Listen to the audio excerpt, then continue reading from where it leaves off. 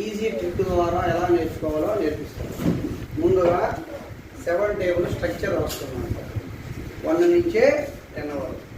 తరువాత మనం ఏం చేసామంటే నెంబర్స్ చేసుకుంటాం 1 నుంచి 9 వరకు. 1 2 3 4 5 6 7 8 9.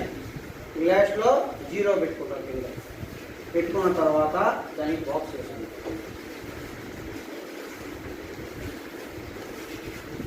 ఇప్పుడు అంటే పై అడ్డ వరుసలో ముందుగా 10 డిజిట్లో ముందుగా 0 1 2 అగైన్ 2 3 4 అగైన్ 4 5 6 లాస్ట్లో 7 పెట్టుకుంటాం.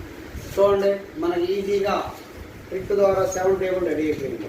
ఇప్పుడు మనం ఆ బాక్స్లో చూసి 7 టేబుల్ ఆన్సర్ రాసుకుంటాం. 7 1 జా 7, 7 2 జా 14, 7 3 జా 21, 7 4 జా 28, 7 5 జా 35, 7 6 ఆర్ 42, 7 7 ఆర్ 49, 7 8 are 56, 7 9 are 63,